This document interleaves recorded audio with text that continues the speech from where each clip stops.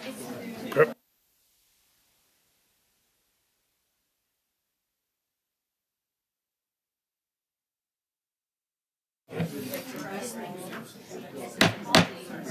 I call this meeting to order. Welcome to meeting number 54 of the House of Commons, the Standing Committee on Justice and Human Rights, pursuant to Standing Order 108 sub 2 and the motion adopted on January 30th, 2023.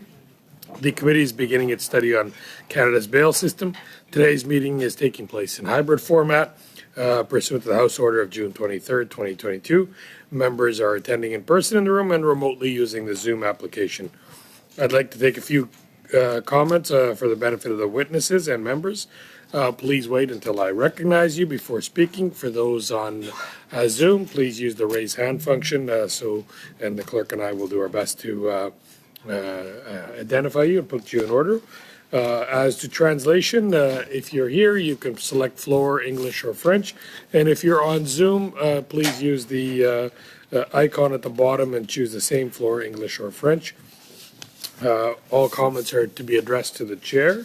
I have cue cards I use just so I don't like interrupting. When you're down to 30 seconds, I'll raise the yellow cue card, and when you're out of time, the red. And I just ask that you respect the time constraints. I just want to take a moment out to say on behalf of the Justice Committee, I'd like to express my deepest condolences to the families, the friends and colleagues of the Edmonton police officers. That's Jordan and Brett Ryan, who lost their lives while serving in the line of duty. And I know it means a lot to everyone, and we need to remember them. And I thought I'd do that at the beginning of this meeting. We're now resuming the study and on Canada's bail system, and today appearing will be Tom Stamatakis, President of the Canadian Police Association. Welcome. Boris Byzantsky, the Treasurer for the Criminal Law Association. And via Zoom, I'm told we'll be on by the time both of you finish your opening remarks, should be the Honourable Bronwyn Ayer, Minister of Justice and Attorney General of the Government of Saskatchewan. I believe she's in committee right now and so should be out shortly. So we'll begin with you, Mr. Stamatakis. Thank you. For 5 minutes and then question and answers after that. Thank you. Mr. Chair, members of the committee, thank you for inviting me to appear before you today on behalf of almost 60,000 members of the Canadian Police Association. For those of you that might not be familiar, the CPA is Canada's largest law enforcement advocacy organization, with members serving in each of your ridings representing local police associations from coast to coast to coast. I want to extend my appreciation for your work in undertaking this important study, particularly as I appear here today less than a week after the horrible tragedy we recently witnessed in Edmonton with the murder of Constables Brett Ryan, Constable Travis Jordan, both of the Edmonton Police Service. I'll begin my remarks by generally agreeing with the previous testimony before your committee by our Minister of Justice, the Honourable David Lametti, where he expressed his confidence in Canada's justice system. Frontline police personnel play a crucial role in protecting the public and maintaining law and order. And our members have a unique and informed view of the many areas where our justice system works, as well as its occasional failings. From my perspective, it doesn't benefit anyone to pretend that there aren't exceptions within our existing system, and unfortunately some of those exceptions result in tragic circumstances, such as was the case in September of last year, where a dangerous individual murdered 2 people, including Toronto Police Constable Andrew Hong. The assailant had a lengthy criminal history and clearly continued to pose a serious threat to public safety, despite being repeatedly released. Contrary to the belief of some, this wasn't an isolated incident. In fact, just 3 months later, Ontario Provincial Police Constable Greg Perchala was shot and killed in Haldimand County by 2 attackers, also with lengthy criminal histories. I don't raise these cases to try and armchair quarterback past decisions, only to highlight the need for all partners in the justice system to come together to address the very specific problem that repeat violent offenders pose, not just for police personnel, but for all Canadians. We appreciate that bail reform is a complex issue, and we do not claim to have all the answers. We are, however, committed to working with the government, justice system stakeholders, and community organizations to find solutions that are fair, effective, and nonpartisan. There are some specific suggestions, however, that we would like to offer for your consideration. establishing a specific definition of prolific or repeat violent offender to give Crown prosecutors, justices of the peace, and judges a framework or set of guidelines to work within when considering bail applications, particularly in situations where reverse onus provisions already exist. Stronger emphasis on obligations for sureties and ensuring that there are consequences for those who act as sureties, particularly when there is established evidence that they are aware of breaches of conditions taking place. Increased resources, both within the justice system, to provide for dedicated Crown prosecutors who are specifically trained to argue these particular cases and to facilitate quicker access to trials for accused who are held without bail, and for police services across Canada to target those offenders who are in breach of their conditions. Increased use of technology, particularly electronic monitoring of offenders on bail, to help maintain public safety in our communities. Better data collection to ensure that any policies that are developed are evidence-based and can be evaluated for effectiveness, and to better understand how frequently bail is breached. I want to be absolutely clear here today. We're not asking for a tough on crime solution. As law enforcement officers, we're not asking for an approach that focuses solely on punitive measures. Instead, we ask for a more balanced approach that prioritizes prevention and rehabilitation as well. We believe that bail reform could contribute to this approach by ensuring that those who pose the most significant risk to the public are kept in custody until their trial, while those who do not pose such a risk are granted bail with appropriate conditions where necessary. The fact will always remain that bail is a fundamental right, and the presumption of innocence is a cornerstone of our justice system. However, as law enforcement professionals, we are hopeful that this committee, as well as the government, can work collaboratively to identify potential evidence-based legislative and administrative changes to address the concerns that many of the witnesses that have appeared before your committee have outlined. There are very few issues in Canada where there is consensus that includes every elected premier and provincial ministers of justice and public safety, as well as police personnel, police boards, and police executives, but this is certainly one of them. I look forward to the outcome of this study, and I'm certainly happy to take any questions you might have. Thank you again very much for the opportunity to appear here today before you. Thank you, Mr. Chair. Thank you. Next, we'll go to Ms. Bitensky for 5 minutes. Thank you, Chair, and thank you to the members of the committee for inviting the Criminal Lawyers Association and for having me address you on their behalf. Our organization represents nearly 2,000 criminal lawyers in Ontario and indeed throughout Canada. Many of our members are on the front lines of bail courts every single day. In addition to the work we do in bail court, criminal defense lawyers are typical regular members of the communities in which we live. We join all of our neighbors in acknowledging the policemen and women who put their lives at risk to help this country thrive and to keep it safe. Tragedies like the deaths of Officer Grzegorz Przela in December and more recently Constables Travis Jordan and Brett Ryan in Edmonton remind all of us, including all criminal defense lawyers, of the enormous commitment all police officers make every day.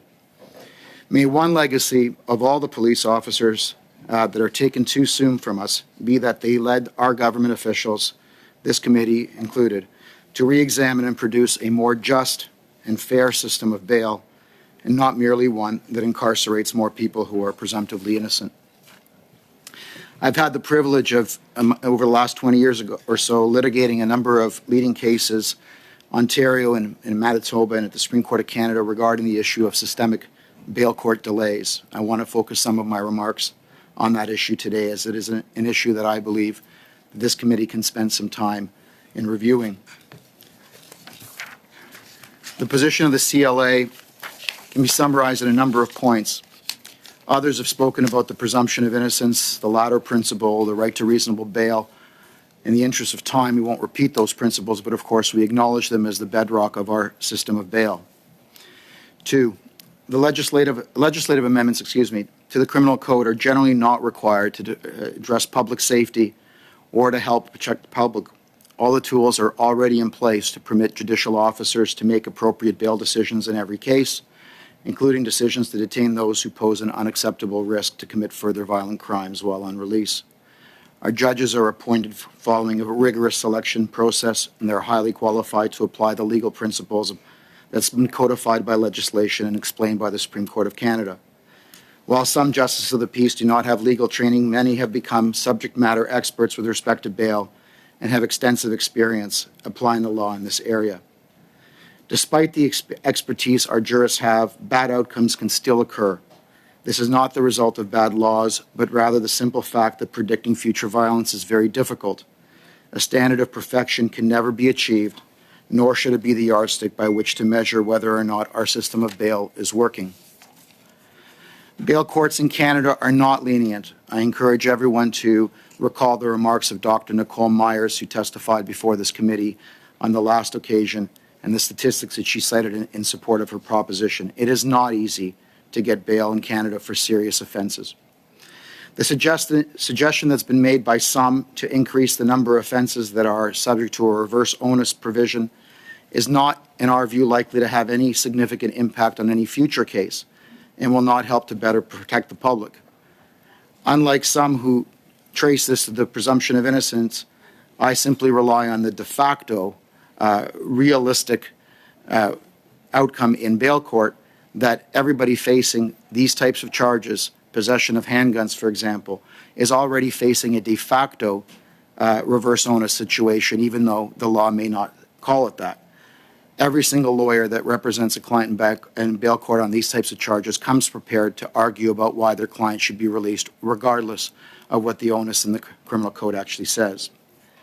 We agree that a treatment of bail perhaps should be pursued more commonly than we see today. While we believe most sureties take their roles extremely seriously and do their best, there are some that do not, and the fact that estrangement proceedings have been rarely pursued, at least in Ontario, during my professional career, may well make some believe that pledging their assets is a risk-free proposition. These treatment provisions are already included in the criminal code. Having said that, it is critically important to ensure that any increased use of this power is paired with a commitment to only impose conditions that are truly necessary and not to overuse sureties, two very real problems of our current system. Respectfully, it is our submission that the best way to actually protect public safety in the big picture and overall is to release more people on bail with fewer conditions and to do it more efficiently and quickly.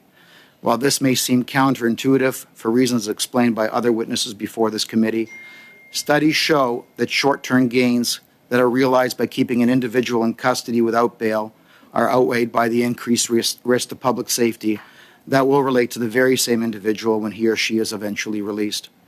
If our system of bail and bail reform is evidence-based, not merely reactionary to 280-character posts on social media, we will prioritize longer-term gains to public safety over the shorter-term view. Bail delays and the phenomenon of matters not being reached continue to plague bail courts throughout Canada. They are directly responsible for enormous harms caused to many, not just to those accused, but to their family members and those who would stand to be sureties. It also has a disproportionate impact on racialized and especially on our Indigenous communities. I invite everybody to read the decision of Justice Martin of the Manitoba Court of Queen's Bench, as it then was, in the Balfour and Young case, which is cited in my written submissions that I've provided as part of my presentation. Every individual, we encourage every member of the committee to note what happened in those cases and the real-life impacts that it has. We have a very conservative approach to bail. Proceeding more efficiently and more quickly will allow judicial decision makers to have more time to deal with the serious cases, to deal with them more appropriately, to deal with them more fairly, to deal with them based on better information in a more fair way. At the end of the day, at the end of the day, consequences from cases not being reached are very severe, and they have a tremendous effect on all cases, including the serious ones that will eventually be litigated. Mr. Batansky, I'm going to have to end you there, sorry. Thank you very much, Chair. Sorry about that. Hopefully we'll be able to flesh out Yes, I the rest welcome of any your questions. Thank you, and, Chair. Answers. We'll begin the first round for 6 minutes. I've been informed by that the Minister Iyer will not be able to come at this, but we're going to try to have her at 4:30 for the next round. So we'll begin with Mr. Moore for 6 minutes. Okay, thank you, Mr. Chair, and thank you to our witnesses that were able to join us today. We appreciate your testimony here and taking the time to meet with us. Mr. Stamatakis, we've heard and seen over and over, we've listened to the calls from provincial attorneys general, provincial premiers unanimously calling for bail reform. And you made an an interesting point when you spoke about not wanting just a blanket tough on crime approach, but a targeted approach. I think what is on everyone's mind, or should be on everyone's mind, is repeat violent criminals that use guns that have been able to quickly get bail repeatedly, and unfortunately and tragically, but also I feel preventively, have committed crimes while on bail. And I'd like, if you could, just to expand on what a more targeted approach would look like. We heard from the Toronto Police that gave some alarming statistics about individuals who received bail for a firearms offense, while on bail committed another firearms offense, and received bail again for that offense. So at some point we need to draw a line for the repeat violent firearms offenders. What would a targeted approach look like to you? What is, and if I may, what are some of the areas that you would like us to focus on if we were to take a targeted approach? Thank you for the question. That's why one of our recommendations is to somehow define what a repeat violent offender is, and again to create that framework that adjudicators who are presiding over these bail hearings can operate within, so that we are addressing that specific concern. And I just want to emphasize that we are talking about repeat violent offenders. We're not trying to suggest that we should take a blanket approach to anyone who's been charged with an offense and in a bail proceeding, because I agree with my friend that underlying all of this, and that's why you'll see from my submissions that we're not pointing to a specific. I'm careful not to use the terms bail reform or point to a specific one change that'll resolve the problem, because underlying all of this, I think, is a resource challenge, and it's a resource challenge in the courts, and I think it's a resource challenge for the police when it comes to following up on people who are released on bail with conditions and then breaching those conditions and not having the capacity to be able to track those individuals to make sure that something's done about what they're doing in the community. So I think it's about defining what a repeat violent offender is. I think it's creating a framework around that so that we can give some guidance to justices of the peace or judges who are presiding over these bail hearings. And it's about providing the resources so Crown can properly prepare for these cases, so that we are using the existing provisions more effectively, so that we're not releasing people like you described. And every police service in most major cities across this country can provide you with those same kinds of examples. I mean, my home service is in Vancouver, and I was having conversations in advance of this appearance. And Vancouver can also provide you with a list of similar examples where people were released on bail, offended before a judge again, released on bail, reoffended again. So that's what we're trying to address. Thank you. And I want to delve in a bit to something that you mentioned, and that is this idea. Sometimes people reading the paper will say, oh, the person's been released on bail, but there's all these conditions, and they take some comfort in the conditions that are set out in the release. But those conditions are only as good as the ability we have to enforce them. And could you speak a bit to your experience, or the experience of your association members when it comes to the resources to follow up on some of these bail conditions that we see? Because from what we've seen and heard and testimony of others, all too often there's not the resources to enforce those bail conditions. No, there's not the resources. There's no police service right now that currently has the capacity to in a meaningful way, track a violent offender released on bail to ensure that they're,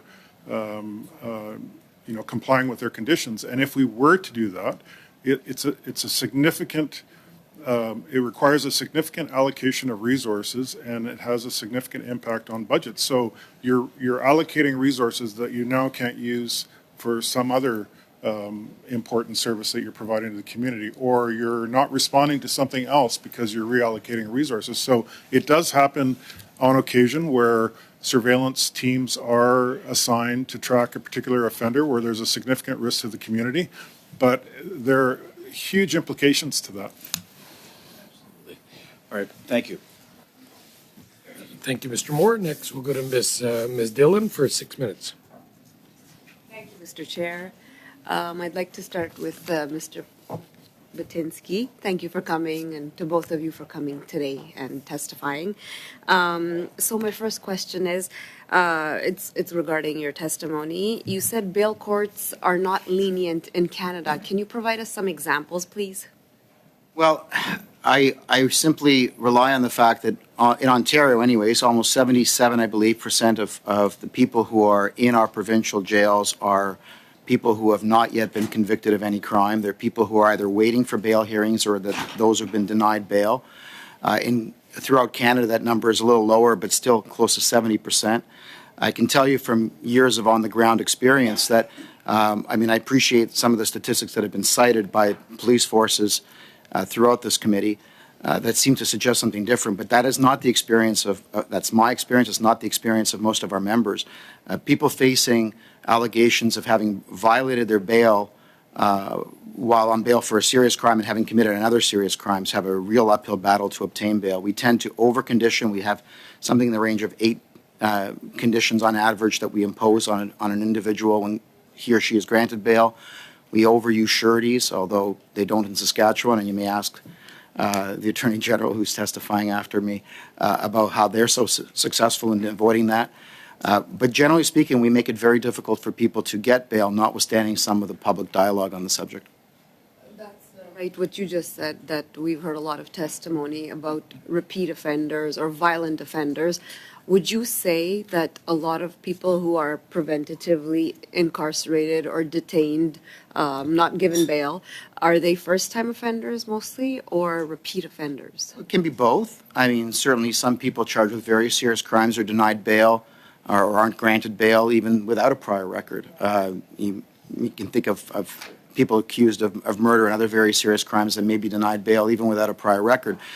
But the reality is that people accused of crimes who do have a record or outstanding bail orders, the criminal code provides that bail will be granted unless there's a substantial likelihood of reoffending. Some people undoubtedly constitute a substantial likelihood of reoffending and mostly are, and they certainly should be, kept in custody without bail. I don't think any criminal lawyer suggests that everybody should be released on bail, but the standards are already in the criminal code.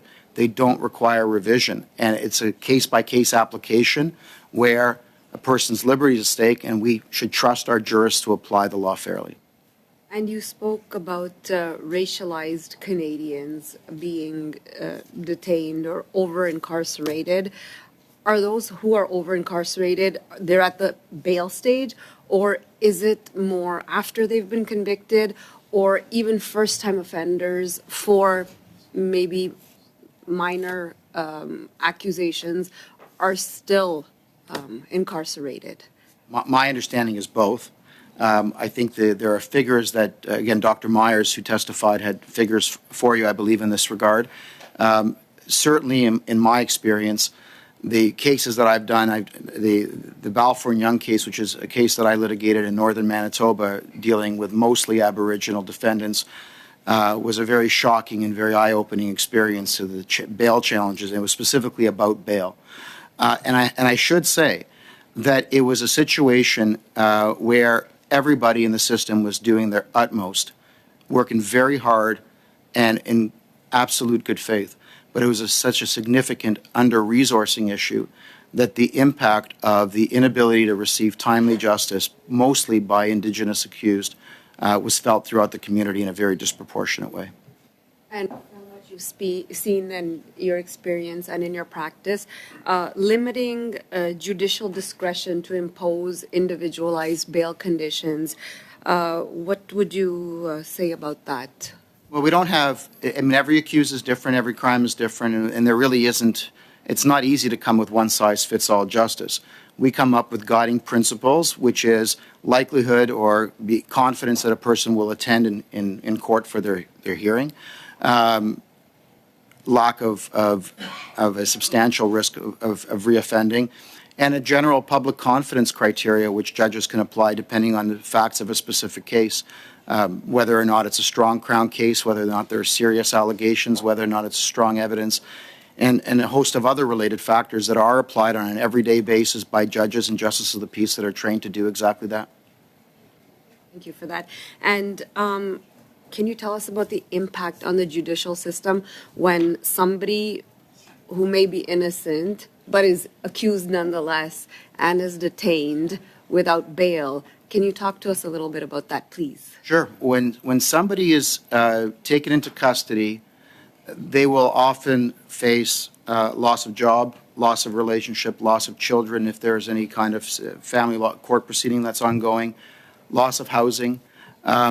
Really, one needs to do no more than read the Balfour and Young decision, which talks about some of the horrible consequences. And in Balfour and Young, the two defendants were both, one against whom the charges were stayed, the other was acquitted. This was a post-trial proceeding, which was just a cost against the Crown application, which it was in effect a public inquiry conducted into the bail system in northern Manitoba after both accused had already been finished with their trials. Neither of them was guilty. Both faced horrible consequences, as many others do when they're denied bail and ultimately when the charges are withdrawn or when they're found not guilty. I thank you so much. I think I'm, oh yes, out of time. Thank you, Ms. Dillon. Thank you, Mr. Chair. Perfect timing. Next, we'll go to Ms. Normandine, and welcome to the committee today, Ms. Normandine. Merci beaucoup. Thank you. And thank you to both our witnesses. We appreciate having you here. Mr. Batinsky, I'd like to start with you. I'd like to hear what you think about Mr. Stamatakis' suggestion about defining repeat offenders. Would that be worthwhile? Because judges already have a list of offenses. They know what pending cases there are. So I'd like to know if there would be any point actually in having another definition of a repeat offender. I don't know that it will change anything, simply because, like the fact that a reverse onus bail or a Crown onus bail on, let's say, a gun case really doesn't change the outcome. We'll have to prepare the same, and judges will more or less apply the same principles.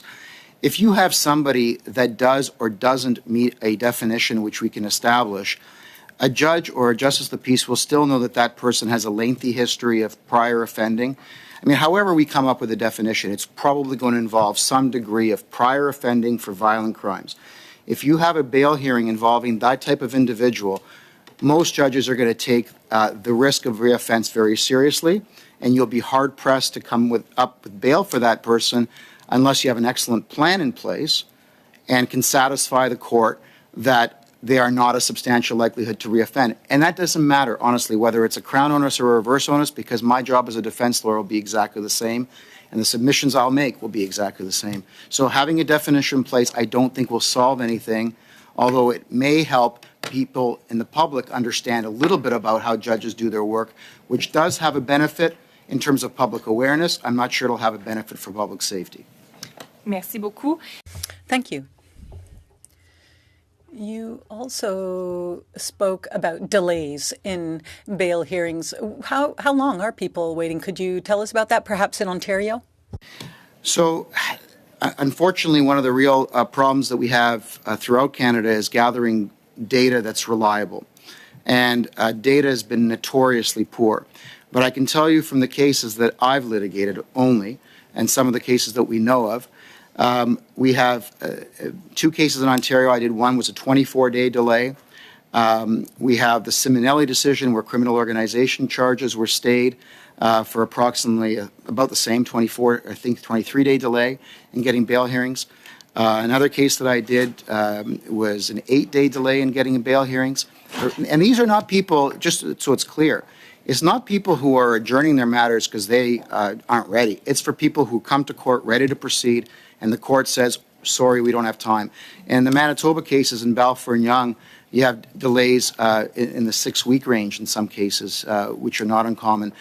It is absolutely typical to be unable to proceed on the day that you want to proceed. And I'm not talking about the serious gun case. I'm talking about the regular routine case. In most jurisdictions in Ontario that I'm aware of, it's a real challenge to get a same-day bail hearing. If you're ready to go, you're often told to come back the next day. And even 24 hours in custody for those individuals is a very, very big price to pay, which is why, I mean, one of the suggestions we made that you might consider is some form of interim bail provision, which is a totally out-of-the-box thinking, but it would help even the playing field if it was ever adopted. Peut-être un peu là-dessus, Well, on that then, I guess there are more habeas corpus requests than if there are delays. And I have a question about that for both of you. Under C-75, police officers have more flexibility when it comes to releases, but I'd like to know if that is a tool that is appropriately used or well used. Ms. Meyer spoke to it during her testimony. She said that more resources should be given to police officers so that they can make a better use of that tool and take pressure off the judicial system. What do you think? Well, from my perspective, police officers are using that tool. We are exercising those authorities more frequently now than ever before. At the time that, but we're talking about a type of offender that's different than what I've made submissions on, and I accept my friend's submissions with respect to being careful not to create situations where people lose their jobs or it has a significant impact. That's not what I'm talking about here, though. We're talking about repeat violent offenders who have demonstrated over and over again that they have no regard for public safety, whether we're talking about police officers or Canadians, and they're being released. And we need to do something different. And I'm not going to sit here and suggest that I have all the answers, but if we came up with a definition, for example, maybe we could deal with the issue that comes up out of C-75, for example, where administrative of justice offenses, there's no record of it. So a judge, in fact, dealing with a person who repeatedly breaches conditions may not know that person's repeatedly done that over and over again. I don't know. So all I'm saying is let's create some kind of better guidance for people who are dealing with these difficult cases so that we are targeting the right people, those repeat violent offenders, not someone that's made a mistake or has not demonstrated a complete disregard for public safety or the rule of law in this country.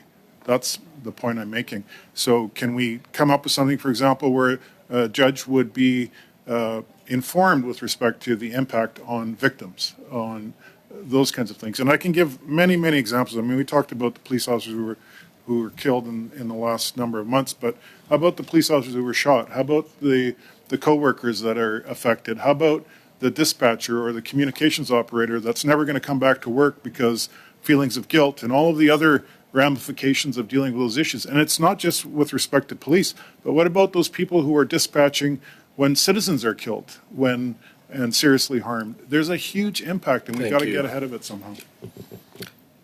Thank you. We'll next go to our 6-minute round with Mr. Garrison for 6 minutes. Thank you very much, Mr. Chair, and thank you very much to both witnesses for being here today.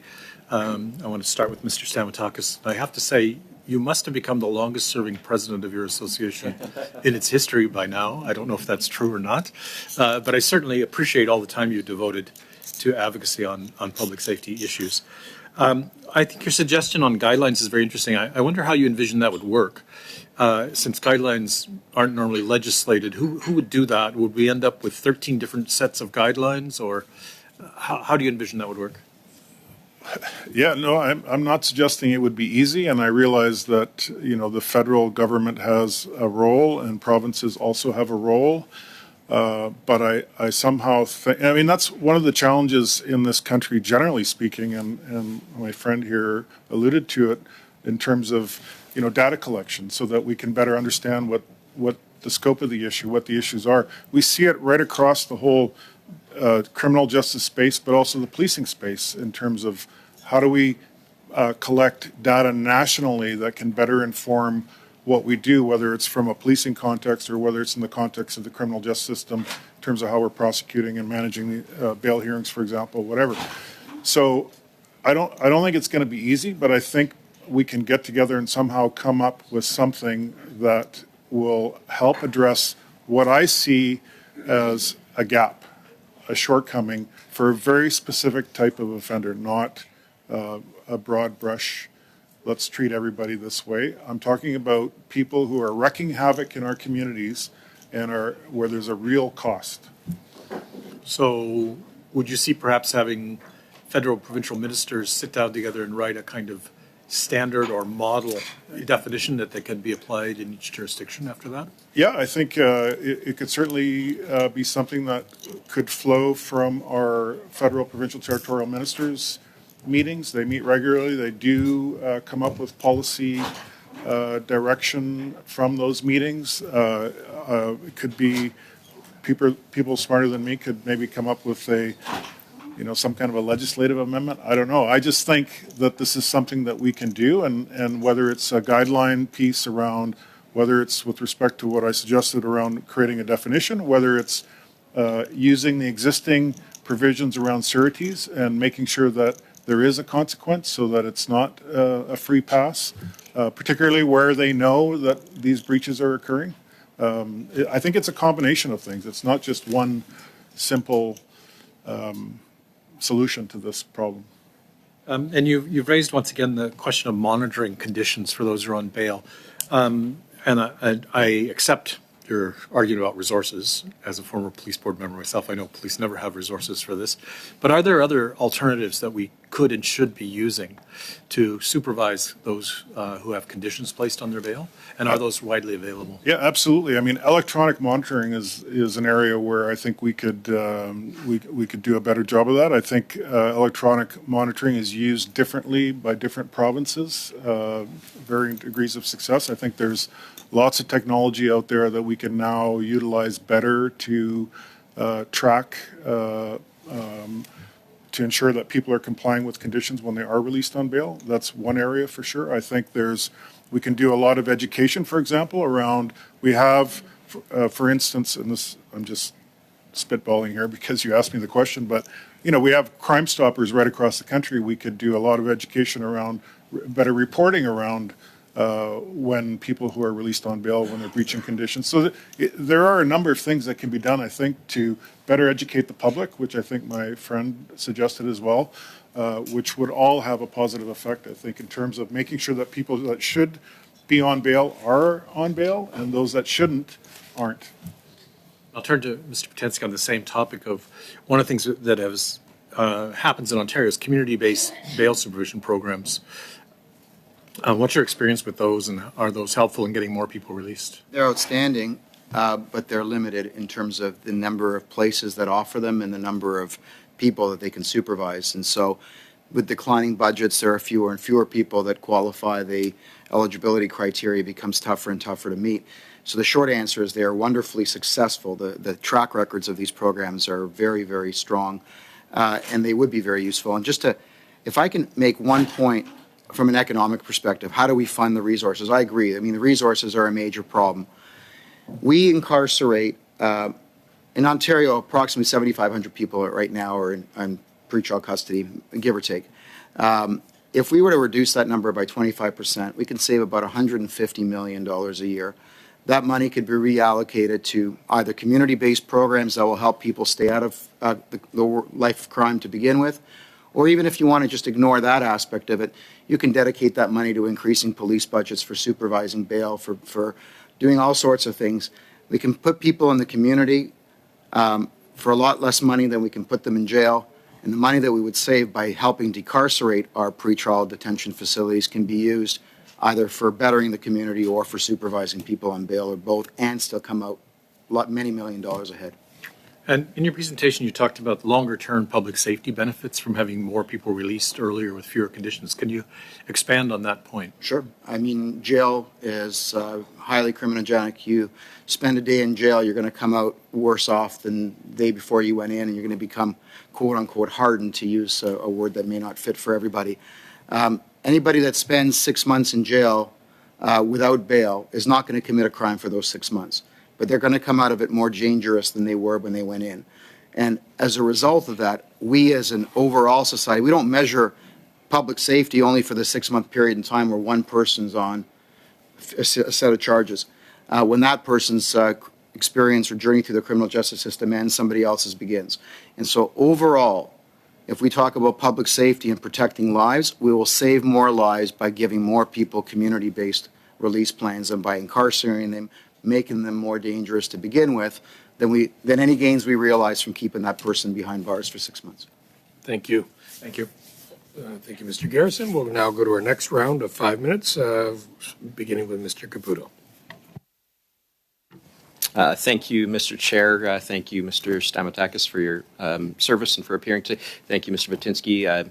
As a one-time defense lawyer, I know it's not always the most popular seat to be in, and you probably get a lot of commentary. So I do appreciate the fact that you're prepared to take the time here and tell us where you stand and your views. Now, I want to, through you, Mr. Batinsky, I just wanted to talk about something we haven't talked at all about here in committee, and that's actually the principle of the bail review. If you want to look at the Constable Pirjala case, my understanding is that was actually a bail review. I haven't referred to it. So I'm just going to summarize, and you can tell me if I'm accurate, okay? So you'll initially have a bail hearing when somebody comes into custody and that person, the Crown seeks their detention, and that has to happen by law, absent some nuanced circumstances. It's supposed to happen within 24 hours. Is that accurate?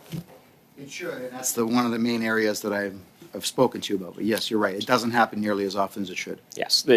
Legally, it should happen. Sometimes there might be a remand for disclosure. I know in British Columbia that was the case. In what you were talking about, which is really, I think everybody would agree, is an unsatisfactory case when there's not enough court time to deal with it. You've got 20 cases on the docket, 12 get heard, the 8 get bumped to tomorrow. It's something that happens because I assume in Ontario, adjournments are built into the estimate. Do you get what I mean by that? And we assume the cases will collapse. I actually think that adjournments happen because we have a culture of adjournment in Ontario, and people default to adjournment for all sorts of reasons. And it's a complex issue, but ultimately, it's a failure of the state to provide the resources to people to have timely bail hearings that want them. And the system as a whole, and we heard this in the Jordan decision about that culture of complacency, which I believe Jordan was, well, it's many years old now, and from what you're saying, it still exists. So let's say somebody has been denied bail by a judge. That means that they have been detained pending trial. One thing we haven't really discussed here is how Section 525 of the Code operates. And if, correct me if I'm wrong here, but a person who is detained on a summary conviction offense automatically is reviewed at 30 days of detention, and a person who is alleged to have committed an indictable offense is automatically reviewed at 90 days. And there is a positive obligation on the jailer and the Crown to bring this forward. Do I have that correct? Yes, it doesn't happen, in my experience, correctly in the summary conviction arena. I don't think that we do a very good job of keeping those timelines in place, but it definitely does happen, and really as a result of the Myers decision from the Supreme Court of Canada for indictable offenses. It is common to convene bail proceedings, at least bring them before the court for those charged with indictable offenses after 90 days. Right. So Myers really changed this because in the past, people would have to, in my experience anyways, go to great pains to get their matter scheduled. There's probably been a 50-fold increase since Myers on these Section 525 bail reviews. Yes. Would you agree? Yes. So when we're talking about bail and the issues of bail, I suppose that the bail hearing really is the first step, because the whole point that Myers pointed out is, and this is going back for a while since I've read the case, but what Myers said, and the whole point of Section 525 is that people don't languish in pre-trial custody. Do you share that sentiment? That's the philosophy behind Myers, to make sure that we haven't forgotten about you while you're in jail and that your case is moving through the system. That's the backbone of that 525 power. Right. And I mean, any reasonable defense lawyer is going to get a transcript of the initial bail hearing, and they're going to look at the reasons for detention, and part of your job is to advocate for your client. So you're going to look at that and say, where were the deficiencies in the bail plan? Is that accurate? Well, to be perfectly candid. If there are deficiencies in the original decision, I don't need to wait for a 525 hearing. I can bring my own bail review, and I won't wait for a 525 hearing to be convened. So 525 hearings, to be perfectly blunt, are not regularly used to review and change bail outcomes. Yeah, and when I said deficiencies, I meant deficiencies in the application, as in the accused didn't have a treatment bed. Because a lot of the time when somebody does do a 525 hearing, their bail plan is much more beefed up. Is that accurate? No, because 525 hearings are not properly funded by legal aid almost entirely through Canada, and lawyers don't have the resources in most cases, or detained people don't have the resources to put together great plans. The better plans come through the defense-initiated 520 bail reviews, which the defense can bring at any time. So I think that's when the better plan comes to fruition, not so much in 525. That's interesting. And just Thank to clarify, oh, am I out of time? Sorry. Thank you, Mr. Caputo. Next, we'll go to Mr. Nakvi for 5 minutes. Thank you very much, Chair. Thank you to both of you. It's a very important discussion and fascinating to have your respective perspectives on this. I'll start with you, Mr. Butensky, around your general sense, and I take it you practice here in Ontario, so I guess obviously your views will be based on your experience here in this province. Do you have a sense of if the bail system is lenient or not properly functioning? Let's just say that. From your perspective, how would you define or classify the bail system currently? I think the bail system can do a lot to do better. I don't know. I'm trying to find the right words to say it politely, but in many ways the bail system is broken, but not in the way that I think much of the public thinks it is. It's not broken because dangerous criminals continue to get bail. That may be something that people have a legitimate right to complain about. But in my respectful view, the bail system's broken because it can't get timely bail hearings to most people who want to have timely bail hearings, and they sit in jail waiting for their day in court and can't get one because we don't have the necessary resources to provide them that. And that is a significant failure of the bail system in my view. Can we be more lenient? Yes. Should we release people without sureties more often, at least in Ontario? Yes. We can do a lot better in some smaller ways, but timeliness of bail proceedings is an incredible black eye in my view, and it's not just an Ontario problem. It's a problem throughout the country, whether it's 24-hour hearings that were the subject of the Supreme Court's commentary in the late 90s from Newfoundland and Labrador, to the same problem continuing in Alberta, more recently to Manitoba, to Ontario. I can't speak for every province and territory, but my understanding is that it really hasn't been fixed anywhere. So the challenge you're highlighting, and I think you've said this before, is a challenge around resources, and that's around administration of justice, which is a more provincial domain than a federal responsibility. And in that, I'm hearing the issue is more how quickly a bail hearing can take place versus the actual decision that comes out of a bail hearing. Yes, they're tied together, though, because what happens today, and it happens almost always in Crown onus offenses, where a prosecutor will say to an accused, with a complete absence of a balance of power, will say, we will agree to bail on the following terms, and they will ask for a series of conditions which the accused is asked to agree to in order to be released that day. So an accused faces the choice of staying in custody to wait for their bail hearing where they can seek more appropriate or lenient bail conditions, or they can agree to something that's being proposed and offered to them as a quote-unquote consent. And when the system is in balance, we get bad bail outcomes, even on consent matters, because really we don't have a true equality of bargaining power in those circumstances. Some time ago in Ontario, in the prosecutorial guidelines, the Antich decision and sort of the latter approach was codified. Codified is a strong word, but as it was stressed that the Crown follow that approach. Do you see that happening in practice? Not as often as it should be. It's codified in the bail protocols, which Ontario drafted as a result of the COVID pandemic, but it continues in place today. It specifically incorporates the latter principle, as, of course, Antich does as well, and so does the Criminal Code. Bail court practices based on what bail courts always done in the past. The number one rule about what happens in bail court is how we've always done it, not so much what the law says, not so much what any particular case says, but it's inertia. We don't change things that we've always done because we've always done it that way. And unfortunately, That's what we end up with. We don't have the lateral principle applied as evenly as it should be. And I don't have statistics, unfortunately, but that's my experience from watching bail courts for almost 30 years now. Thank you. I'm going to come to you, to Mr. Stamatakis. Some time ago, there was often an issue raised that there was very little conversation that was taking place between police officers who are responsible for laying charges and the Crown, whether there's appropriate charges are being laid and whether the evidence is sufficient or not. And there was a pilot that was done in Ottawa where a duty counsel was placed at the police station on Elgin Street so that there could be more upfront conversations and appropriate charges be laid that will help facilitate the entire process, including bail. Any thoughts on that type of upfront processes and whether we've seen a positive impact on decision-making by police and by Crown? Yeah, I'm not familiar with the Ottawa situation that you're describing, but in my own service, we had a Crown embedded in our service for that specific purpose in Vancouver.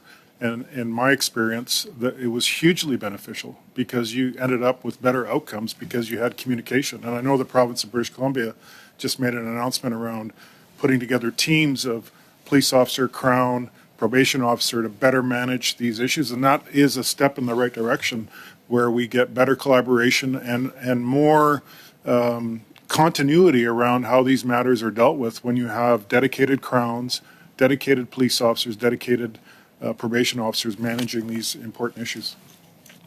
Thank you, Mr. I saw you nodding in approval. I take it that you agree with that assessment? Yeah.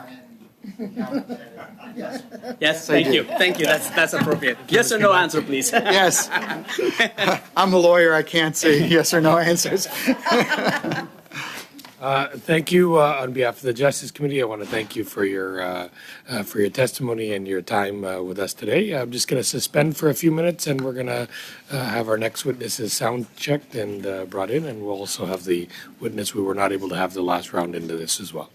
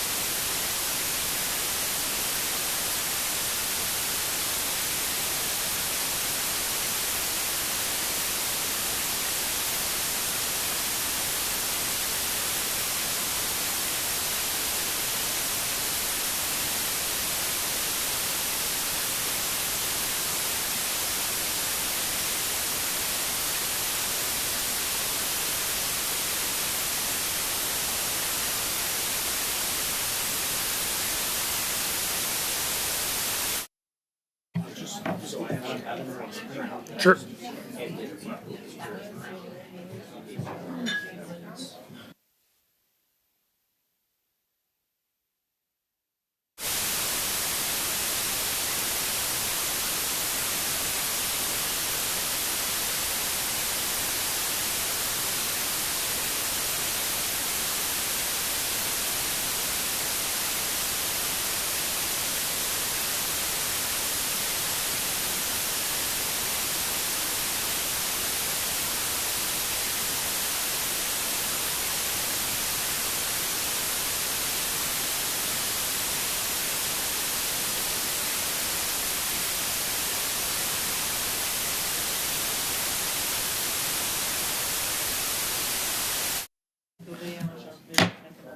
Okay, we're back to continue our study on Canada's bail system for the second hour. We're welcoming Jillian Rogan, Assistant Professor, Faculty of Law from the University of Windsor by a video conference. So welcome. And we have Ms. Marie Pierre Boulette, also via video conference from the Association Québécois des Avocats et Avocates de la Défense, and Catherine Latimer from the John Howard Society of Canada, as well as the Honourable Bronwyn Iyer, Minister of Justice and Attorney General. I'm glad to have you here for the next round. So we'll begin with Ms. Rogan for 5 minutes. Thank you so much for inviting me to speak today. In addition to being an assistant professor who writes about the bail system in Canada, I'm also a criminal defense lawyer, and I worked as duty counsel in the criminal courts in downtown Toronto for a number of years. If restrictive bail measures, pretrial custody, prisons, and policing were capable of ameliorating crime, we would live in a crime-free society. The reality is that all of these things create criminality rather than alleviate it. We have 30 years, 40 years of data, reports, jurisprudence indicating that Black and Indigenous people in this country disproportionately bear the brunt of harsh and punitive criminal laws, including bail laws. Making bail laws more restrictive will work to further entrench systemic racism in the bail system and will cause more harm and further exacerbate the pretrial mass incarceration crisis that we are currently experiencing in Canada. Pretrial custody itself causes harm and violence. In fact, it is so dangerous that it is literally a matter of life or death. Since 2010, 280 people have died in pretrial custody. Imagine what our bail laws might look like if each and every time one of those people died, Parliament convened a committee to discuss bail reform. There were 711 police use of force involved deaths between 2000 and 2022, which is more than 30 deaths per year on average. We have to ask ourselves, why is this committee considering bail reform now? Whose lives matter, and what are our priorities? The approximate cost of keeping people in provincial and territorial jails is $259 per day per inmate. So that's approximately $94,000 per year. While the amount provided to an Ontario Disability Support Program recipient is about just over $1,000 a month, so approximately $13,000 a year. Again, what are our priorities and whose lives matter? Victims of crime should be outraged that we invest so heavily in prisons and restrictive bail laws that do nothing to alleviate crime or violence, but rather cause it. Investments in restrictive bail laws, in more prisons, in policing,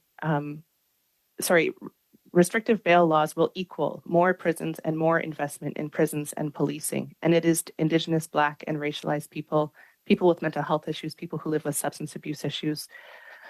Those are the people that will be disproportionately impacted by any such changes to the bail laws. We know this, as my colleague, Professor Jones, has already explained to this committee. In fact, the way he was treated when he did so was emblematic of the way that the bail system itself operates. It treats Indigenous and Black people as presumptively suspect, untrustworthy, and not credible. I implore you to base any decision you might make on the wealth of reports, data, and jurisprudence that we have that indicate that restrictive bail laws cause harm. The Manitoba Justice Inquiry, the Ontario Commission on Systemic Racism in the Criminal Justice System, the CCLA report, John Howard Society reports, the Wilmette report, the Wyant report, the Broken Bail report, All of these reports, all conducted by experts in the field and based on research, indicate that restrictive bail causes harm. And we have swaths of evidence about racism in the criminal legal system, including the bail system. Black, racialized, and Indigenous people are subjected to racial profiling, are overcharged, are more likely to be denied bail, and are more likely to be subjected to onerous conditions of release than their white counterparts. Any bail reform that aims to make bail laws more restrictive will further entrench the existing racism, and we know this. There are changes to the bail system that could be made that will alleviate violence, as Mr. Batinsky indicated. Investing in affordable and adequate housing, investing in healthcare, investing in the creation of livable wages, increasing social benefits, investments in social infrastructure will make us safer. 70.5% of people that are currently in prison on remand have not been convicted of any crime. In law, they are entitled to the presumption of innocence. In many ways, I find it an affront to the constitutionally enshrined right to the presumption of innocence that this parliamentary committee is considering bail reform in response to a horrible tragedy, but one where there has been no trial, no conviction, and no understanding of the circumstances that led to this the tragic death of Constable Przchala. The fact that we're here today speaks volumes about the problems that plague the bail system. Thank you all in there. Thank you, Ms. Rogan. Now we'll go to Ms. Boulette for 5 minutes. Chers membres du Comité permanent de la justice. Thank you. As president of our association, I'd like to talk to you about our experience in Quebec via members who practice law in our association in Quebec within the context of your bail study. Their experience shows us that we have achieved a balance when it comes to bail. There are courts that are able to regularly review bail criteria. I would say every 2 years, we almost subscribe to this process of reviewing the outcomes of bail hearings. Now, in terms of procedure, there's another issue. I'm going to speak about outcomes first. Families for Justice gave you a brief, and what I saw was that what was to describe doesn't necessarily have to do with interim release. The purpose of the system, I think one can see through the numbers that were given. Mike Batinsky and my colleague, Ms. Rogan, gave us some eloquent numbers. I don't necessarily want to speak to you about all our practical experience and all these numbers, but I want to be able to tell you what we have derived from our experience. We think that these numbers show that individuals in remand may re-offend. And there are numbers in Dr. Meyer's brief that shows that there's a plague of over-incarceration. Obviously, society wants criminals and those found guilty in prison.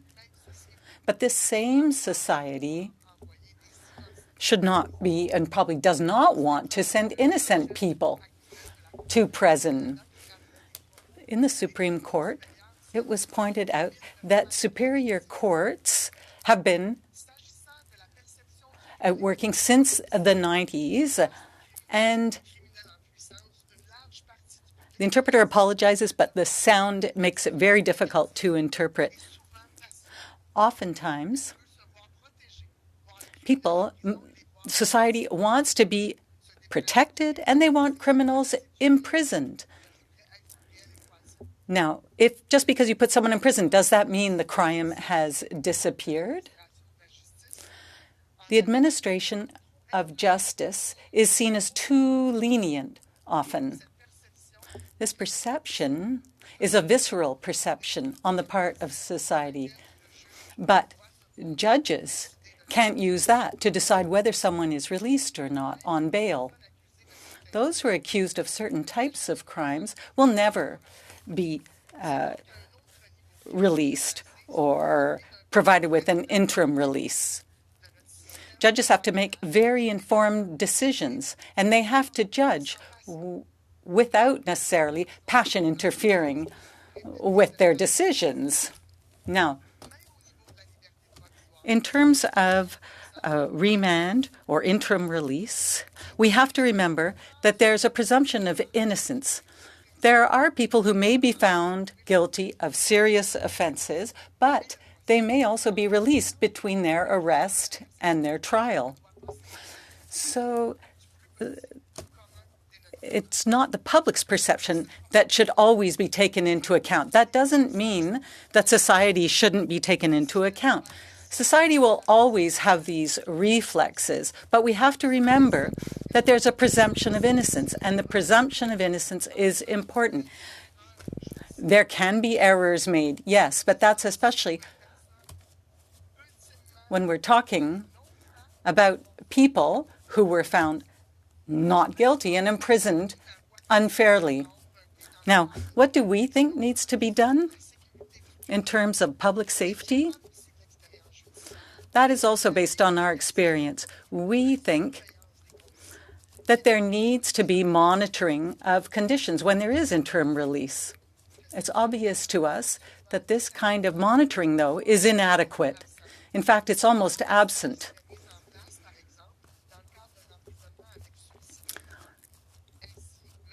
Now, when the court sets conditions for release, oftentimes the public is not protected because of this lack of monitoring.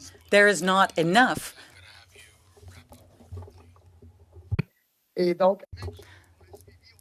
So I would say that the same applies to monitoring when there is an interim release. Thank you, Ms. Millett. We'll next go to Ms. Latimer for 5 minutes. Thank you very much. It's a welcome opportunity to present the views of the John Howard Society on bail issues in our country.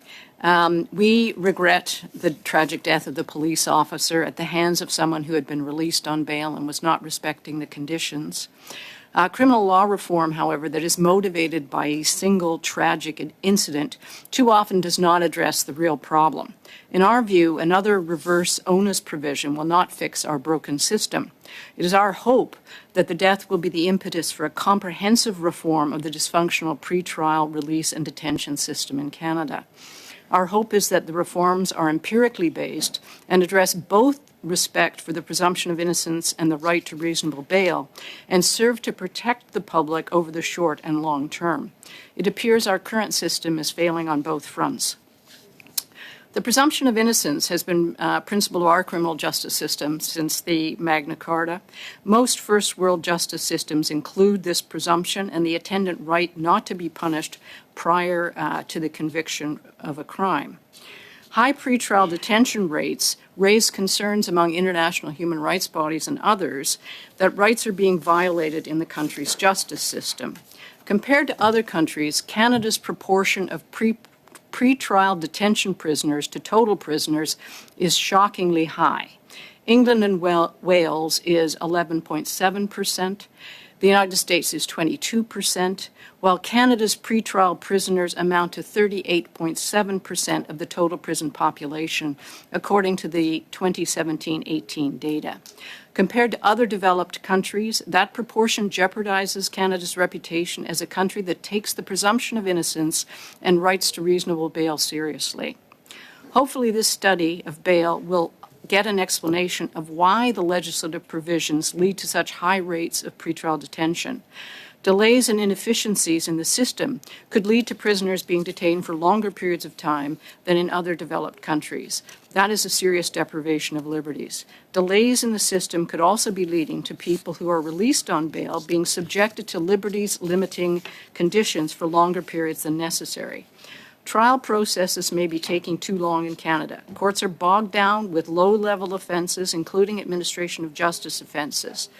most effective alternatives to the criminalization of addiction, mental illness, homelessness, and poverty would make the criminal justice system more efficient and allow it to focus on the more serious offenses. In 2018-19, of the 310,000 decisions in adult courts taken across Canada, about 119,000 were not guilty findings. How many of those were subjected to pretrial detention or had liberties restrained due to bail conditions? While those detained and convicted tend to have the delays in pretrial custody or the days in pretrial custody deducted from the proportionate sentence, there is no offset for the innocent for their deprivation of liberty prior to the charges being dropped or being found not guilty. With the number of cases clogging down the system that result in acquittals and charges being dropped be reduced if Crown attorneys rather than the police laid the charges. The issue does not seem to be the need to keep more people detained in pretrial detention, but the need to focus detention on those who pose a flight risk or an immediate risk to public safety. On principle, the John Howard Society opposes reverse onus provisions. If a person is to be denied liberty, it should be the state that persuades the judge that it is necessary.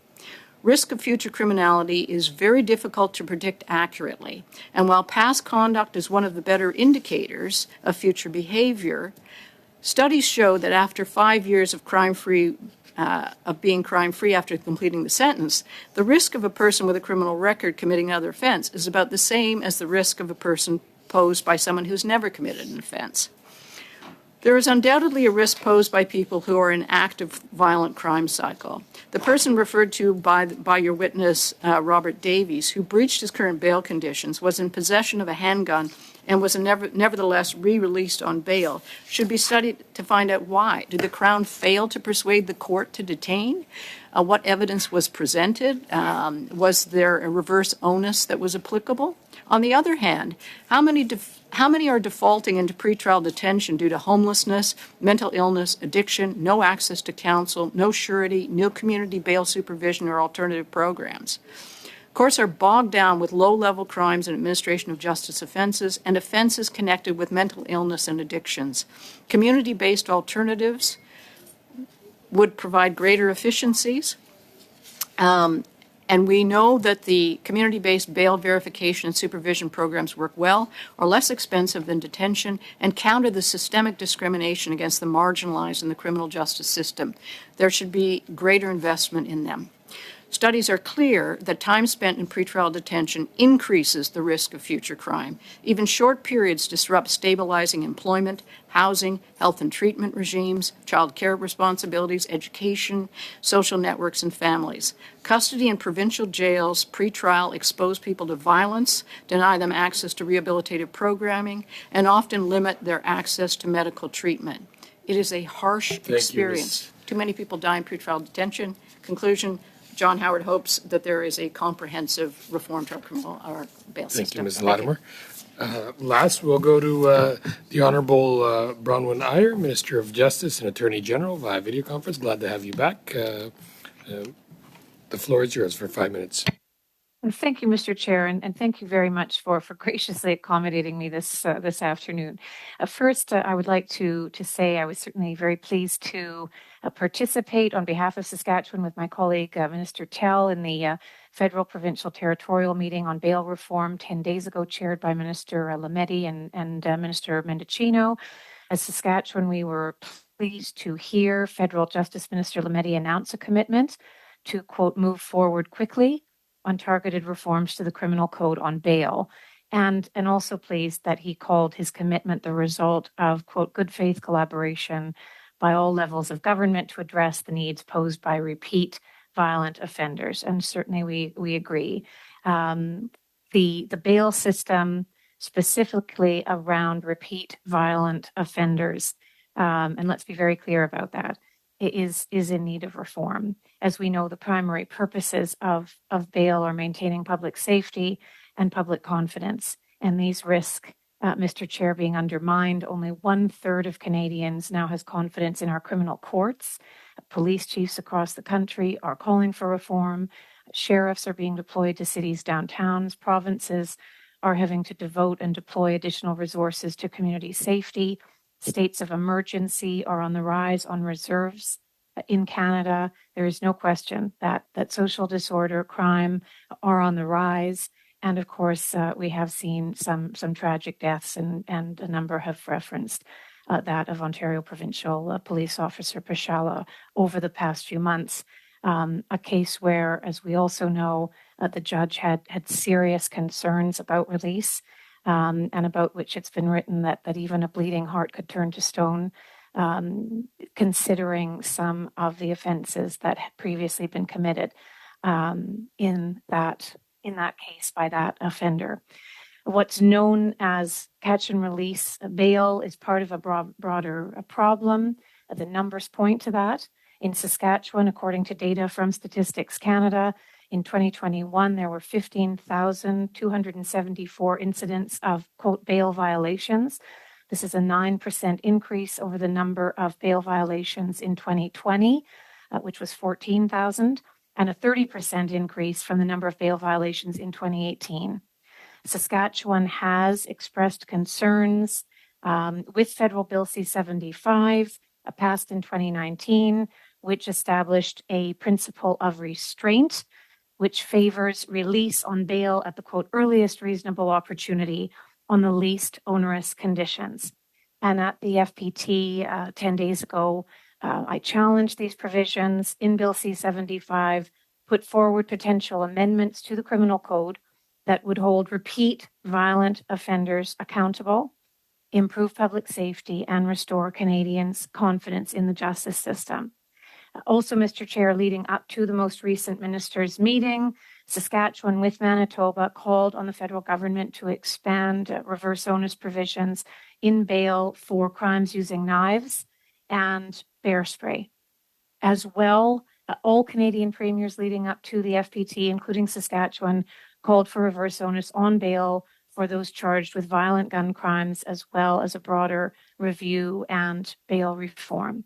So certainly provinces were united going into the recent ministers' meeting that it is time to correct the balance. And as I referenced, Saskatchewan proposed a number of specific changes, creating reverse onuses on bail for repeat violent offenders, strengthening language around the importance of community safety, and requiring judges to provide written consideration of the impacts to public safety when releasing violent offenders on bail. Our specific proposals, which were also provided to Minister Lametti at the FPT, include the following. As relates to Bill C-75 and Section 493(1) of the Criminal Code, we proposed changing the wording as follows, quote, in making a decision under this part, adding here, firstly, taking into account the need for public safety, end quote, then carrying on, a peace officer, justice, or judge shall give consideration, removing primary, to the release of the accused, and the section goes on. We also propose changes to 515.10 as follows, that there be included an express reference to, quote, use of weapons and repeat violent offenses with or without a weapon as grounds for consideration of detention, end quote. And finally, on reverse onus, we proposed first that a new reverse onus be created for weapons offenses and a reverse onus that targets violent offenders who have previously been convicted of a violent offense with or without a weapon. Second, that the tertiary ground be amended, as in 515.10.3, to include the use of any weapon as grounds for consideration of detention. Third, codifying the definition of weapons prohibition order to include a clause in a release order. And fourth and finally, requiring judges, when releasing someone accused of violence or weapons, to make a statement on the impact of community safety and consideration towards victims. I'll leave it there, Mr. Chair. Thank you. Now we'll go to our first round of questions, beginning with Mr. Caputo for 6 minutes. Thank you, Mr. Chair. Thank you to all of our witnesses that we have both virtually and in the room. I know you're taking a lot of time on a very important issue. To the Minister of Justice, I have to confess that I I went to the University of Saskatchewan. It's where I met my wife and did my law degree. So I hope that you enjoy that area as much as I did. And to the Minister, I'm going to focus my questions with you, Minister. The reality is that the 13 premiers from the 10 provinces and 3 territories have all unilaterally asked for bail reform. Is that correct? Yes, it is. And those governments that are represented span the range of the range of the political spectrum. By that I mean we have an NDP government in British Columbia. They asked for bail reform. We have a Conservative government in Ontario and in Alberta. They still ask for bail reform. So this isn't something that appears to have been a partisan request from the provinces. Would you agree with that? Yes, I would absolutely agree with that. And I think that it was a very united message, not only from the premiers in their letter to the Prime Minister, but also by justice ministers from across the country 10 days ago. And again, all governments span certainly different partisan affiliations coming into the meeting. It was a very, very united message, and that's absolutely fair to say that was the message, and I think that was the message that was received and very graciously received by Minister Lametti and Minister Mendicino. And I think the acknowledgement that this was a collaborative effort that would ensue coming from all levels of government, and also that there was an undertaking for, as Minister Lametti put it, a quick look at this, I think is very important. I think we not lose sight of the repeat violent offenders subject certainly to both levels, premiers and ministers, in terms of what they were trying to impart to their federal counterparts. That's the main subtext here. Thank you, Minister. Now, you referenced a letter from the premiers to the Minister of Justice. Do you recall the date of that letter? Approximate date of that letter? I'm sorry to interrupt. It was actually to the Prime Minister. Or to the Prime Minister, sorry. Did I misspeak? Yeah. I just apologize. It was in January. I don't know the exact date, but it was in January, I believe. It was quite recently. I couldn't recall it off the top of my head. Now, that letter was really the culmination of what the premiers have been calling for some time. Would you agree with that? Yes, I would. I think that, and in that case, I believe the letter was, if you like, spearheaded by Premier Ford, although, as I say, signed by every premier. It followed on the tragic death that we've referenced of the Ontario provincial police officer. I think that everyone acknowledged that that was a particularly tragic symbol and reality of the bail situation in the country. And I think the sense in writing that letter and also by ministers going to Ottawa 10 days ago is that if the bail system isn't broken, it's getting close to being broken, and that Bill C-75 in 2019, which obviously is relatively recent, was something that swung the pendulum too far, and that there needs to be a correction. I mean, of course, everyone understands the underpinnings of presumption of innocence and the reasons for bail and issues around remand and issues around overpopulation. All of those things are, of course, top of mind and of concern. But I think it's fair to say that ministers felt, and the premiers in penning their letter, that particularly around Bill C-75 and that language, the principle of restraint that it codified, the language is very clear that it codifies, and tragically, the case of the Ontario provincial police officer and that dealing pre that with the bail release, some of those precise sections, of course, arose and had to be grappled with by the judge. And I think we know that in that case, it was a pretty tragic outcome. So I just have 2 more quick questions here for you, because I know I have about a minute left. This issue of bail reform, this didn't simply arise on December 27th. Would you agree that it was essentially, that was it was something that really brought it to the forefront, but the issue of bail reform has been on the radar of most of the premiers for at least the 18 months before that. Would you agree with that statement?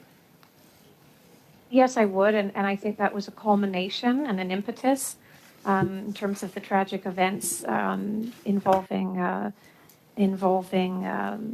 Officer Pashala. But I believe that it certainly has been on the radar. I pointed in my remarks to some of the statistics that we're seeing in Saskatchewan around bail violations, a massive increase. I think that it's fair to say that while numbers range between provinces, there is an absolute acknowledgement that particularly post-2019 and Bill C-75, the numbers have gone up exponentially. And I think that that is something we have to deal with. I'm sorry. I didn't mean to cut you off there. I'll just ask you very briefly. I have tabled Bill C-313, and you talk about Bill or Section 493.1, and in my private member's Bill C-313, we talk about what I would call a ratcheted up reverse onus that for serious gun offenders would eliminate the principle of restraint. Is that something that you could see yourself getting behind? Very quickly. I think, yes, as I've said, I think that in both the letter that the Premier's penned and also the ministers of the justice ministers in treaty to their federal counterparts, it really was around repeat violent offenders, repeat violent offenses with weapons and against the person. That in particular, where there has been then release on bail in those circumstances are of perhaps foremost attention. And that I think is a fair characterization that was probably the leading concern leading up to the letter and post the letter. Thank you, Mr. Caputo. Ms. Diab for... Thank you very much, Mr. Chair, and welcome to all our witnesses. Let me start off with you, Minister. First of all, congratulations on being Minister of Justice and Attorney General. It's a role that I occupied once, and good luck as well, which is great. But you were in attendance at the FPT meeting, as you mentioned, 10 days ago, and you talked about, collaboration. Got a question for you on data. You had a number of data here for us today. Can you tell us how is data collected in Saskatchewan, and where can we find this information, and can you make it available to us? Yes, absolutely. The data that I referenced was from Statistics Canada in 2021, and then I went on to cite the incidents of bail violations. I'm happy to provide that. So by all means. That's great. We appreciate that. It would be helpful, I think, for us, for the committee. Can you also tell us what steps is Saskatchewan taking to improve the bail enforcement? Well, thank you very much. And we have actually, so since the FPT 2 weeks ago, we've released an updated provincial bail policy. And that builds on existing practice. It builds on existing policies that Crown prosecutors must, of course, already consider where public safety is at risk, including high-risk offenses, those involving intimate partner violence, children, vulnerable adults, and so on. And of course, while respecting prosecutorial discretion above all. I have also requested, and BC did something similar in November, that the new policy explicitly emphasize that where any of the conditions for refusing bail are met, prosecutors should advocate for the detention of repeat violent offenders, in particular awaiting trial. That's one area that we have built on. Thank you very much. Let me move to Ms. Latimer, since you're here. Welcome to the room with us. Based on your experience and on your organization's experience, can you describe the national landscape of bail and pretrial detention and trends that you have seen in recent decades? I think the proportion of prisoners that are held in pretrial detention are actually increasing in Canada, and it tends to be a reflection of the marginalized people in Canada who are more likely to be detained in custody. So people who are homeless, they're suffering from mental health problems, they may have addiction issues, they don't have strong community and family supports. They're the ones who have difficulty getting released into the community on bail supervision. So here's a question for you and probably for others, but if you were in our position, how would you talk to your constituents who feel bail is too lenient right now in Canada and that they're concerned about public safety? I think all of us would acknowledge that those who are in an active, violent crime cycle and are charged with an offense, they need to be constrained in order to protect the public. But a lot of people, I would say the majority of people who are finding themselves in custody prior to their trials, the risks that they pose in the community for flight or for committing another offense can be managed with community-based programming, which is a lot less expensive and a lot more effective over the long run in terms of reducing long-term risk to public safety. So, Professor Rogan, can I ask you that same question? I'm not sure if you can hear me. Yeah, I can hear you. Okay. Thank you. Can you just repeat the question? Repeat the question. My question to you is, if you were a member of parliament sitting in our position here today, how would you talk to your constituents who are concerned that the bail system is too lenient in this country? I think I would respond by saying that the bail system actually causes harm and causes violence. Anyone who's concerned about violent crime needs to really think about what we need to do in order to prevent it. And there's just no evidence that says that putting people in jail and warehousing people in deplorable conditions prevents harm from occurring. It's just not based on any kind of research or data. The data says the opposite. So what we need to be doing is investing in community, investing in the solutions that actually have been shown to minimize violent behavior. Describe, in your opinion, what C-75 did and the impact on the bail system? I think that we don't know yet. I don't think we have any. C-75 is in the last number of years, and we really don't have much of an understanding of how it's operated. We know that there's certain aspects that I don't think are being made use of. Judicial referral hearings are, for example, not being made proper use of. We don't know the impact of Section 493.2 yet. The jurisprudence is still developing. It's very early to be considering further bail reform when a massive reform in Bill C-75 has just occurred not too many years ago. Thank you very much, and that's my time. Thank you, Ms. Diab. We'll next go to Ms. Normandin for 6 minutes. Merci beaucoup. Thank you very much, Chair, and thank you to all our witnesses today for coming. I'm going to put my questions to Ms. Boulet. We are looking at bail reform, and there's more than one way to look at it. There's a legislative approach that we can take, and I think it might end up being just feel-good legislation, something that might be reassuring but won't necessarily work. You seem to think that we already have all the tools that we need to have a good bail system, but that what's lacking are tools to apply it. Yes, that's exactly the case. When we're talking about the public interest, this interest changes over time. And so courts have to keep an eye on this. The problem that I see is this.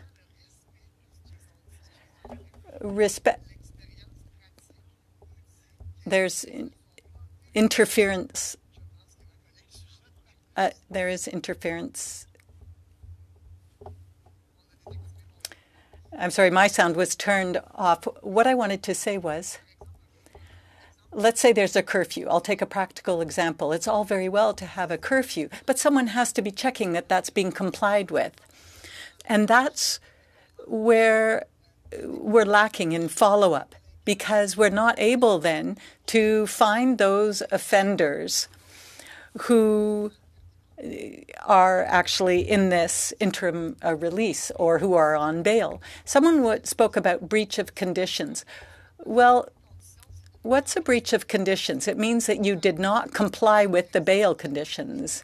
Let's say you forget to tell the court that your address changed. Well, that often happens. These are, yes, offenses perhaps, or breaches, but they're not necessarily violent ones. It can lead to serious consequences, though, for those who have problem with housing, for example. Thank you very much. When you have clients, say, who have breached their conditions but aren't necessarily suffering the consequences of that because no one's checking, what do you think happens? Well, unfortunately, that's not necessarily what everyone is thinking about. You know, practitioners of the law know this, but you're right. There has to be information that's provided when clients are not respecting their conditions, and it's difficult. The lawyer's in a difficult position.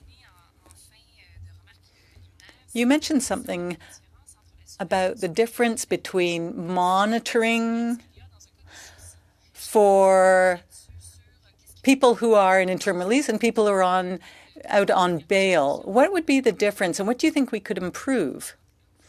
Well, when there's a stay, a person will have to remain in custody or might have to stay at home. So there has to be monitoring.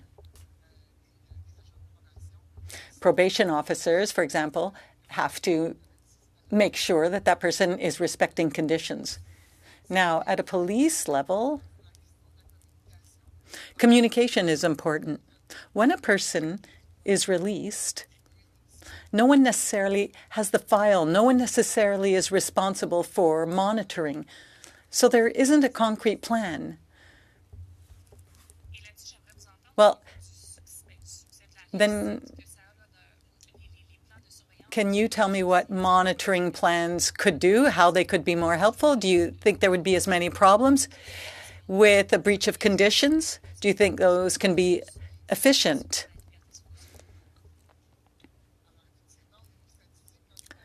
Well, earlier on, we were talking about bail violations. Bail violations are quite high, but they're not necessarily high when there's been, say, a stay and when someone has some interim release. Now, when there are breaches of conditions, consequences do apply. So the system needs to be balanced. There has to be, yes, reverse onus when there's been a breach.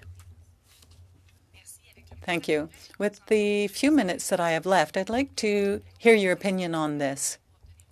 How long does it take to get a bail hearing in Quebec? Well, that's the other problem. There are long delays, yes.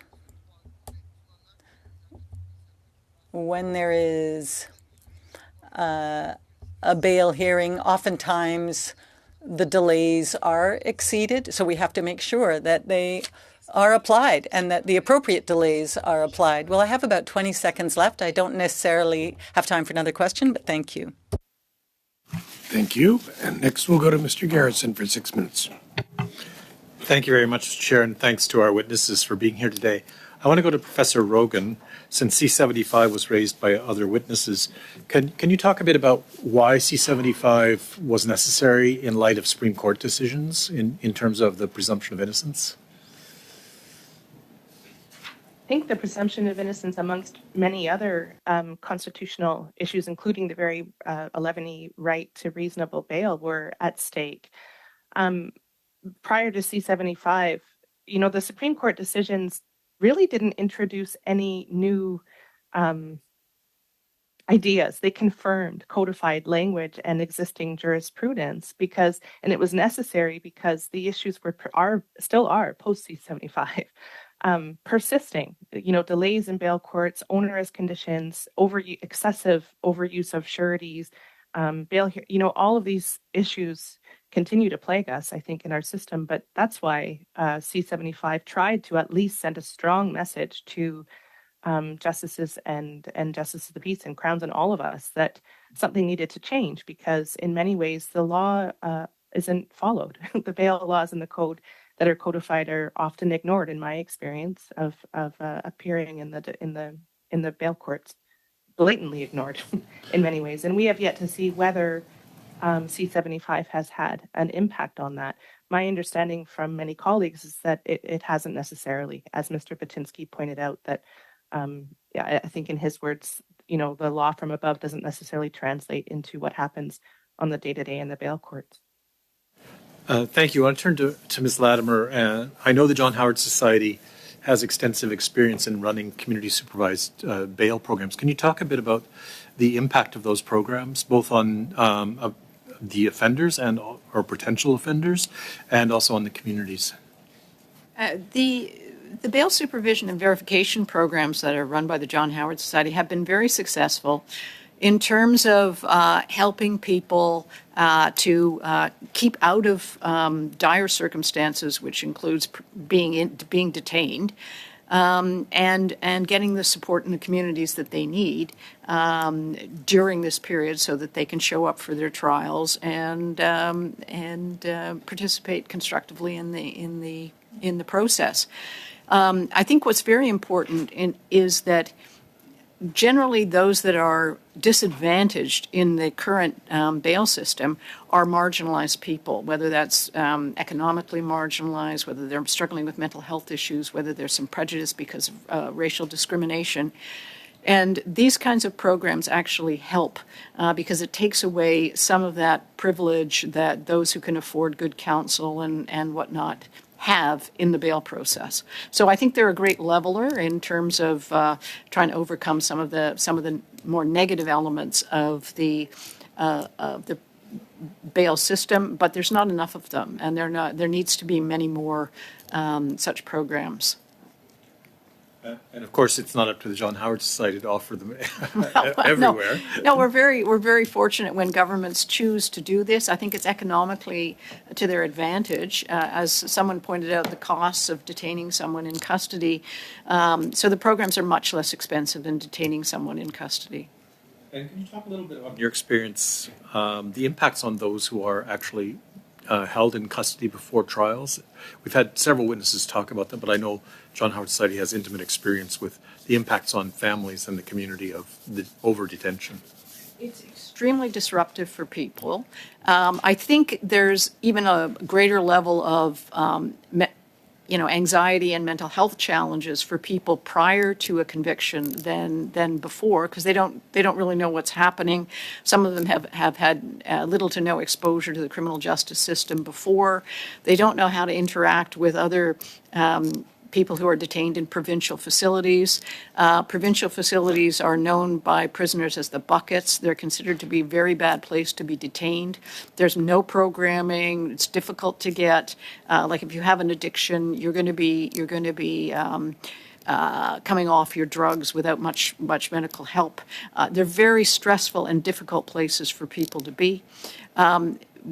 Even if you're there for a short period of time, it's going to disrupt your housing, your employment opportunities, your relationship with your family. It's a very negative experience for people. When we talk about that, sometimes I think maybe to members of the public it sounds a bit counterintuitive to say that this will increase public safety if we decrease the detention. Can you kind of connect the dots for those people? I think it is a hard sell. I think it is counterintuitive, but the evidence is sufficiently clear that if you are placed in pretrial detention, the likelihood that you're going to be exposed to criminality, lose confidence in yourself, have sufficient social barriers placed in front of you because of that it predisposes you to be more inclined to be engaged in criminality than before. So it's if you can keep people out of pretrial detention, you're going to reduce potential criminality. It's actually a benefit to public safety in the long run. With my last seconds. I'll ask the Minister of Justice from Saskatchewan. We've heard from many experts that community-based bail supervision programs are very effective. Are those programs available in Saskatchewan? And if not, are you actively considering implementing them? Yes, thank you. And I'll probably, unfortunately, have to go. I have to be back in the house in a few minutes. So if I suddenly disappear, you'll understand why. So, and my apologies for whispering too. I feel terrible about that. I wasn't on mute. I will just say before I answer about the programs, to the question about your question, I mean, there was, of course, the Supreme Court case that Bill C-75 codified, and we discussed that at FPT. Of course, Bill C-75 was very, very broad. And so the concern that was raised by ministers across the country was really specifically around the principle of restraint as it impacts repeat violent offenders, offenses with weapons, and random attacks. And so, that 493(1), in codifying that principle of restraint in those cases, made the pendulum swing too far. And as I say, we'll all have read, how the judge grappled with that in the Ontario provincial officer case, where he, as I say, knew it was quote unquote iffy based on the repeat violent offending, but was sort of bound by 493 in that case too. In terms of programs, Minister, we're actually out of time, so if I can ask you one of those yes or no questions. Are you actively considering community-based bails? Absolutely. We have many successful programs. Thank you. And next we'll go to Mr. Van Popte I'll do it for 4 minutes if you're okay with that, Mr. Van Popte. Good. Thank you. And Minister, I hope I still have you for a couple of minutes. Thank you for being here. In your testimony, you gave us some details about proposed amendments to the criminal code relating to bail provisions. But I know that the province of Saskatchewan is also working on updating provincial bail policy. Could you tell us a little bit about that? We only have a couple of minutes. Absolutely. Well, no, thank you. And I did make a few comments about that earlier, so I won't repeat myself. But I will just say that in the bail policy, which has now been made public, we state explicitly that it's not only appropriate but necessary that Crown Counsel in certain circumstances take a more stringent approach to bail. When a repeat violent offender is charged with an offense against a person or involving a weapon, Crown Counsel must seek that person's detention, very similar language in BC, unless they are satisfied, having regard to all the circumstances, that the risk to public safety posed by the accused's release can be reduced to an acceptable level by bail conditions. And so it goes. But I think, of course, I think it's important to point out that this builds, of course, on what is already considered in bail circumstances. I think the question, as I've said a number of times, is really about that repeat violent offender circumstance. And I think that's really been the focus over the last few months, if not years, in terms of looking at that specifically, and particularly in relation to Bill C-75 and 493.1 and 2. I think that that's really been the concern. And as I say, it was pretty united across the country. I think that there are going to be a number, there's going to be a range of numbers, but overall there's a consensus that since that time, bail violations, as it were, have very significantly increased. Good. Thank you. We've heard from other witnesses that part of the problem perceived problem with so many people being incarcerated in pretrial detention is lack of, one witness called it a culture of adjournment. And he pointed to a lack of resources in our court system. Could you comment on that? What is the experience in Saskatchewan? Well, I think that's an interesting question. And I know that from the federal perspective, in terms of Bill C-75, and as I say, Bill C-75 is very, very broad. So there are a number of aspects that it touches on. And in terms of the concerns and focus that that we raised at the federal provincial territorial meeting, it was, as I've said a number of times repeatedly, more around that repeat violent offenders as it relates through 493.1 and the principle of restraint. But Bill C-75, as members will know, did also a part of its purpose was to address Jordan and the Jordan Principle, and as you say, the adjournment pattern. And I understand that. I mean, that's also a factor. I think there are many factors in this discussion in terms of and many things to consider. I think and balances to weigh. That's of course clear, and certainly clear when it comes to bail and consideration of bail. Our main focus, though, as provinces was, as I say, repeat violent offenders, offenses with weapons, and random attacks, which are absolutely on the rise, and addressing that through the prism of Bill C-75, which is a very recent bill, and then the effects that it has had on that narrow area. Thank you, Mr. Van Popta. Now we'll go to Ms. Briard for 4 minutes. Merci, Monsieur le Président. Thank you, Chair. And thank you to all our witnesses here today. My questions are for Ms. Boulet. During the first hour of this meeting today, we heard that there are all the necessary tools in place. We don't necessarily have to make legislative changes, that judges are appointed through a rigorous process, and they were highly qualified, that counsel is also highly qualified, and will always contest any release when there are people who are guilty of serious offenses. Could you tell me if you agree? So are you saying that we would challenge any release if there are serious offenses? Well, I'm saying that all the tools are already in place. We don't necessarily need to make legislative changes.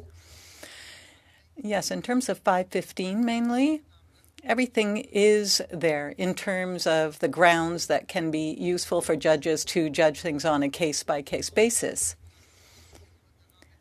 Even when there isn't a reverse onus, there are standard release plans that are presented to the judge. So all the tools are in place to decide whether someone should be released on bail or not. So I would say that the legislative tools are there already. Now, in terms of serious offenses, we are in a position to be able to challenge any release, but it's obvious to us that in those cases, this onus reversal is already used. Now, someone was mentioning C-75. We didn't necessarily feel that all of a sudden violent offenders would be released. The effect was that we stopped doing unnecessary hearings because it's obvious to us that conditions can be set when someone is released. Thank you. What is taken into consideration